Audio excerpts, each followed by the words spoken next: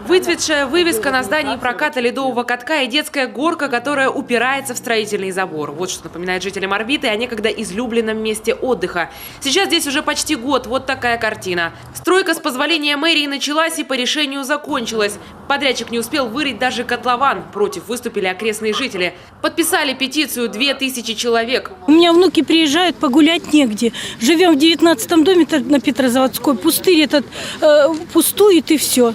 Только на елку иногда. Нигде детских площадок нет. Хоть бы брали с Москвы пример. Небольшой город и не можем сделать его нормальным. Да дайте клич, да все выйдут на благоустройство. Пройдете по Орбите, нету ни одной скамейки, негде посидеть людям. И с детьми, и так. Вот посмотрите, иной раз летом у магазина сидят на заваленочке. Это что такое? Вообще нет уважения к людям.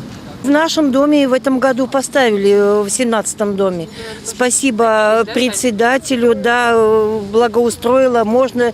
Так со всей округи приходят к нам на этих лавочках сидеть.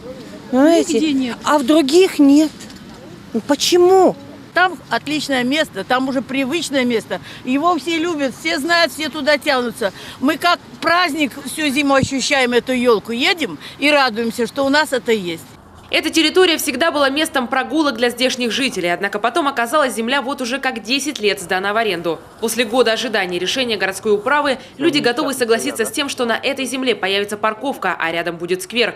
Но только если будет гарантия, что не появится многоэтажное здание. Для того, чтобы на данной территории на 9000 квадратных метров делать автопарковку на 6000, а остальная зона вроде бы остается свободной, я не вижу смысла брать данную территорию в дальнейшем в собственность. Что мы и хотим, переводя в зону Р5, это не запретит строительство самой автопарковки, но самое главное, запретит строить дом. Недавно стало известно, компания «Сорти Плюс» подала встречный иск к администрации столицы. Это значит, дело будет рассматриваться с самого начала и может еще надолго затянуться. Сами жители Орбиты разработали проект сквера, который, по их словам, грандиозных вложений не требует. Однако может стать местом притяжения жителей не только этого микрорайона. Детские и спортивные площадки, велодорожка, зона для выгула собак и, самое главное, место для проведения праздников. Раньше здесь ни один Новый год не обходился без елки. Следить за своим местом отдыха орбитовские, говорят, готовы. Не прочь заняться даже благоустройством зеленой зоны. Однажды они это даже доказали. Был субботник, весной очень много убрали мусора в этом году. Вот весной как стройку начали.